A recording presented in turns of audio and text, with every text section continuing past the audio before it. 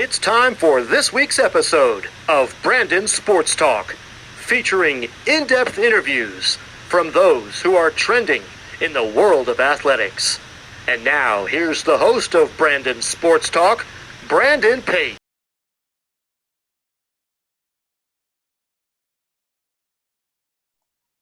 Welcome back to Brandon Sports Talk. In today's episode, I have the privilege to interview Nick Paparesta, who is the head athletic trainer for the Oakland A's. How are you doing today? Great. Thanks for having me. Can you talk about, of course, how you got into becoming an athletic trainer? Yeah, sure. When I was in high school, actually my senior year of high school, I had the opportunity to work with our high school football team. It was one of our classes to be an athletic trainer or an athletic training. And that year during the football season, it kind of jettisoned me into having interest in doing it in college. And so I kind of waited it out a little bit and found a good school that I liked in Baldwin-Wallace, which is in Berea, just south of Cleveland, and kind of just started from there. And then I was an intern doing internships at Baldwin-Wallace College and working with the football team, the baseball team, and then the indoor track team. And that kind of made it more of a passion for me and something I knew I wanted to do like long term. Can you talk about, of course, I saw that you were an athletic trainer for the former Cleveland Indians for 10 years. How is that like?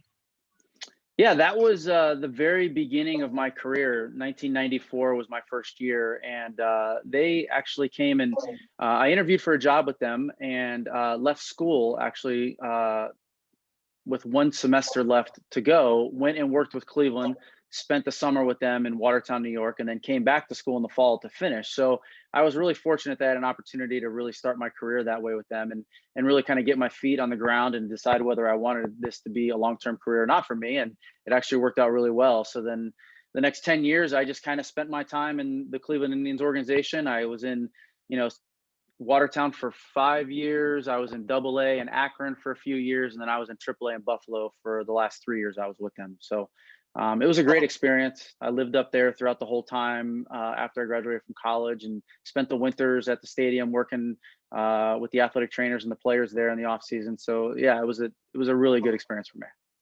Can you talk about, of course, your time at Tampa Bay Rays?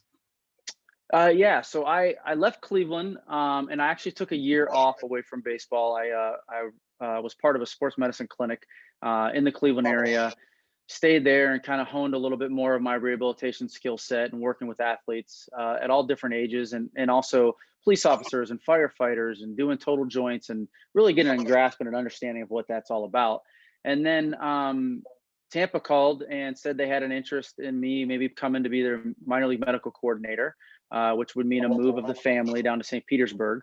And that's where I started my opportunity with them and spent 2 years doing that in 06 and 07 as their minor league medical coordinator. And then got an opportunity to work in the big leagues with them in 08 as the second assistant. You're really pushing my memory here because I'm trying to remember years and dates and where I was. It's been a long time since. Can you talk about, of course, being the medical coordinator and what that entails? Yeah, so in that role, I was in charge of basically all of our minor league systems, athletic training, athletic trainers, and then also our minor league rehabilitation. And then when the major league team would go on the road, I would handle their major league rehabs as well, because the minor league team was in St. Pete, the complex, and then the major league team's in Tampa, and they're only about 20 minutes away from each other. So when the major league team would go on the road, they would send down the minor or the major league rehab guys. So we would take care of them and the minor league rehab guys. And then I was in charge of the injuries at the different facilities that we have with our affiliates, and then kind of reporting everything back up the chain of command with what's going on and how we're doing things and MRIs and taking care of the players as they kind of rehab. Can you talk about, of course, getting the job with the Oakland A's as the head athletic trainer and what you do? Yeah, so it's kind of interesting. As a minor league medical coordinator, a lot of those jobs and different variables of things that you have to deal with the players and the agents and the front office has really led me into the opportunity to be the head athletic trainer here in Oakland as well.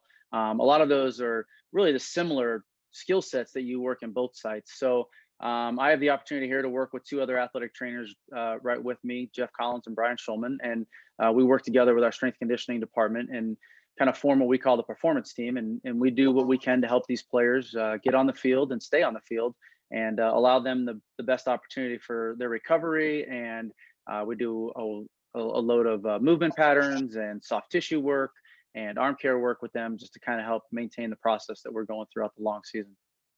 What is the day in the life of an athletic trainer in the MLB?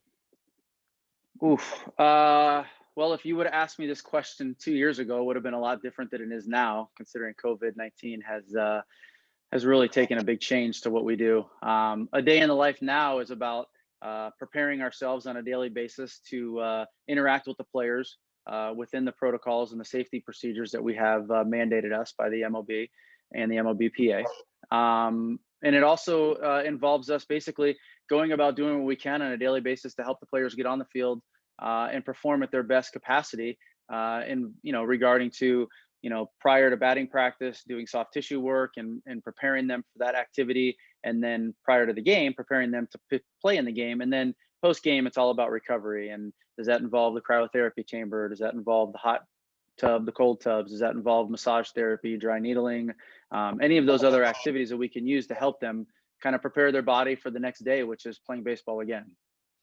Can you talk about, of course, the difference between being an athletic trainer on the minor league level versus the major league level?